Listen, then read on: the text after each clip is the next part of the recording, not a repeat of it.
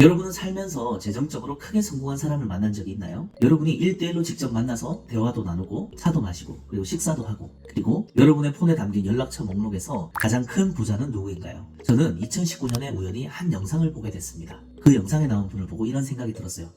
나도 저렇게 살고 싶다. 언젠간 내가 저분하고 꼭 만난다. 그 생각은 정확하게 4년 후에 이루어집니다. 오늘 여러분들에게 소개해드릴 그분은 바로 3천억 자산가 현승원 의장님입니다. 30대 영앤 리치, 자수성가, 200억 기부 CEO, 3천억 자산가. 정말 다양한 타이틀을 많이 가지고 있는 현승원 의장님을 알고 나서 저는 이분을 롤모델로 삼고 현재도 의장님을 따라하고 있는데요. 오늘 이 영상은 제가 지난 4년에서 5년 정도 의장님을 따라하기 위해서 무엇을 했는지 정리한 영상이 될 겁니다. 의장님이 직접 가르쳐준 메시지와 강의 안에 담긴 원리들을 추출해서 여러분들에게 얘기해 드릴게요.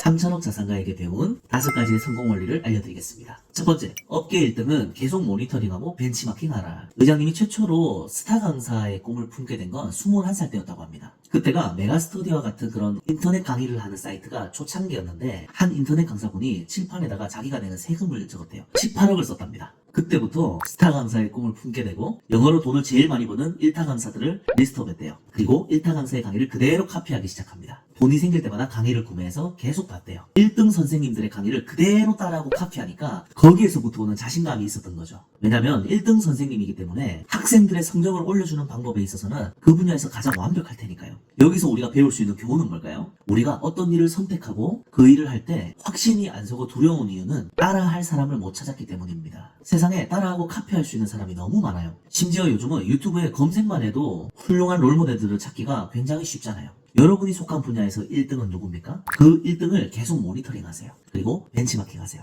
자, 너무 뻔한 것 같나요? 저의 사례로 예를 들어 드리겠습니다. 저는 의장님이 1등을 그대로 따라하라는 말을 듣고 이렇게 했습니다. 나의 지식과 경험으로 남을 돕는 메신저로서 돈을 제일 많이 버는 사람이 누구인지를 찾아봤습니다. 그랬더니 백만장자 메신저라는 책의 저자이고 세계 최고의 성과 향상 코치 브랜든 버처드라는 사람이 있더라고요. 그리고 국내에서는 구신사임당 100억 자산가 주원규 PD님이 있었습니다. 저는 이분들을 따라하기 시작했어요. 브랜든 버처드의 절판된 책이 있는데 식스 헤빗이라는 책이 있습니다. 500페이지가 넘는 굉장히 두꺼운 책이에요. 그 책을 챕터별로 전부 쪼개가지고 주제별로 분류하고 한 줄 단위로 내용을 봤습니다. 의장님이 영어 1타 강사들을 그대로 따라했다면 저는 세계 1등을 따라한다 라고 생각하면서요. 그리고 그것을 그대로 적용해서 제가 코칭하는 현장에 접목했습니다. 그리고 제 경험과 저의 언어로 그리고 저의 삶에 승화시켜서 저만의 매뉴얼로 만들었습니다. 그러자 그게 하이퍼포머 코칭이 됐어요. 그리고 저는 그것을 통해 많은 억대 연봉자들과 하이퍼포머들을 심지어 매출이 100억, 1000억이 넘어가는 CEO들을 코칭하게 됐어요.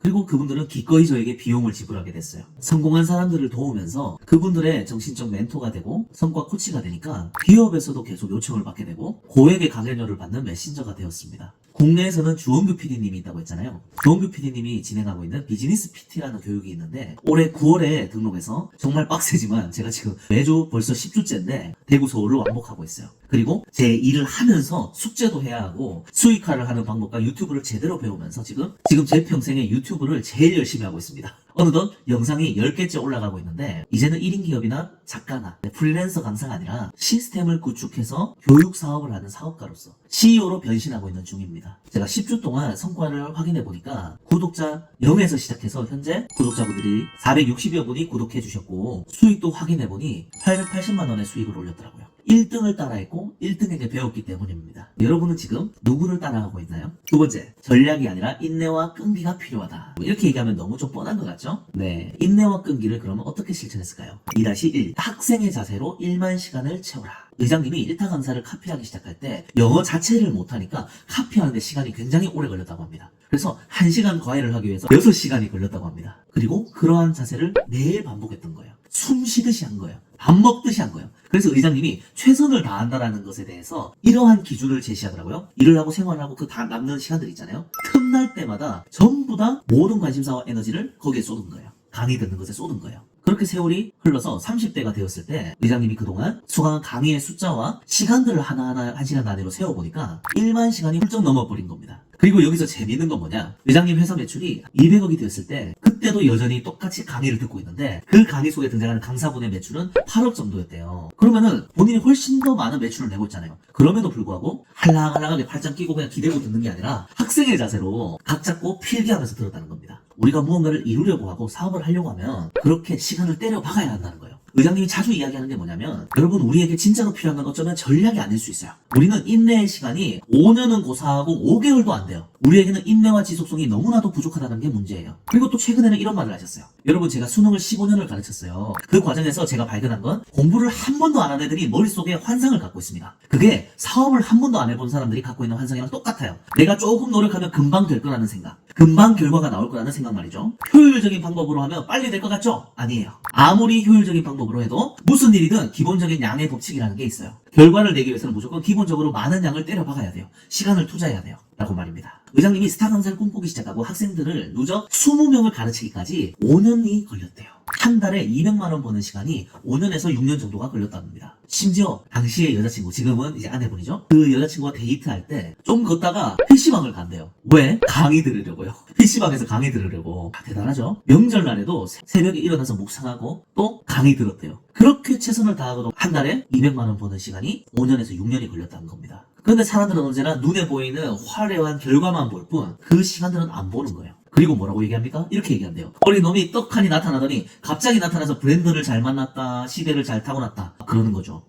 그 이야기를 제가 들었을 때 너무 큰 위로가 되더라고요. 아, 내가 잘못 가고 있는 게 아니구나. 원래 시간이 걸리는 게 정상이구나 하고 말이죠. 왜냐면 막 SNS 보면은 마치 금방 돼야 되는 것처럼 몇 살에 얼마 벌었다, 몇 달 만에 이렇게 했다, 그런 메시지들이 너무 자극적인 메시지들이 많이 나오잖아요. 근데 의장님 분명히 얘기하는 거예요. 금방 되는 거 아니라고. 여러분, 우사인 볼트가 100m 달리기를 9초대에 뛰었다고 해가지고 그게 9초 만에 된 거라고 말할 수 있습니까? 아니죠. 그분이 그 훈련했던 그 기간이 있잖아요. 저는 무료 특강만 5년을 넘게 했습니다. 돈 한 푼 안 받고 사람들의 고민을 들어준 시간이 5년이 넘었고 매년 1000명의 고민을 들어줬었어요. 2012년에 카카오 스토리가 처음 런칭되고 그때 처음 온라인 공간에 글을 쓰기 시작했고 그때 사람들은 저의 글에 공감하며 고민 상담을 요청했었어요. 그때 제가 밤을 지새우며 막 죽으려고 하는 사람들, 막 힘든 사람들 막 상담 요청할 때 그분들의 고민을 들어줬어요. 근데 제가 그렇게 할 때 주변에서는 뭐라고 했는 줄 압니까? 쓸데없는 짓 한다. 누가 알아주냐? 그래봤자 사람들은 너의 그 선한 마음을 이용하려고 들 거다. 아무도 몰라준다. 그랬습니다. 그런데 저는 그 시간이 보석이 만드는 시간이 됐어요. 나중에는 제가 물리적인 시간 자체가 그렇게 못하는 순간이 올 거라는 생각이 들었기 때문에 이때 아니면은 내가 언제 이렇게 사람들과 가까이서 그들의 이야기를 이렇게 들어줄 수 있겠냐, 그런 생각이 들었어요. 근데 그 생각이 맞더라고요. 어려움 속에 있는 사람들의 이야기를 충분하게 듣고 공감하고 위로하며 상처받은 사람들, 그리고 또 목표를 향해서 나아가려고 할 때 성장하려고 하는 사람들의 그 심정과 답답함을 너무나도 잘 알게 됐습니다. 그래서 그 안에서 저의 강점인 공감 능력이 만들어졌고 10년간 매일 글을 쓰고 업로드하면서 카피라이팅 능력과 글을 쓰는 능력이 만들어졌죠. 거기에서 10만 부 이상이 판매된 베스트셀러가 나오는 재료가 만들어진 거예요. 그리고 5년 동안 사람들을 상담하고 코칭하고 도우면서 거기에서 스토리가 만들어지고 교육 콘텐츠가 만들어진 겁니다. 그러고 나서야 수백만 원의 강연료를 받게 된 거예요. 근데 사람들은 그거 모르고 젊은 나이에 어떻게 그렇게 빨리 성공했냐고 하죠. 의장님은 얘기합니다. 우리가 무언가 시간을 투자하지 않고 그 다음에 남들이 우리를 너무 빨리 알아봐 주길 바라요. 퍼스널 브랜딩을 하고 세상에 저를 알리기 전에 그랬기 때문에 혼자만의 내공을 쌓을 수 있는 시간을 길게 가졌던 것 같아요. 그때 만약 제가 제 전략으로 무언가를 막 더 나를 드러내려고 했다면 준비되지 않은 상태에서 오히려 더 문제가 많이 됐을 것 같아요.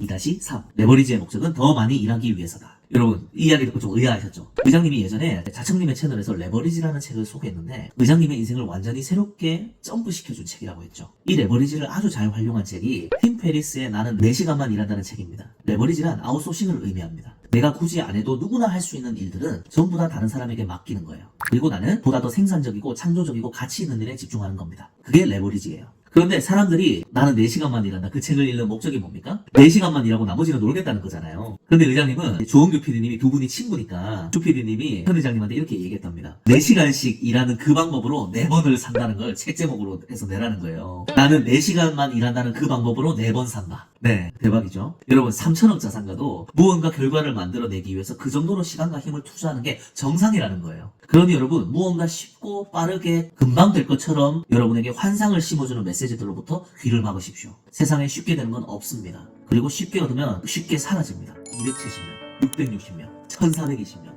4500명, 10,000명.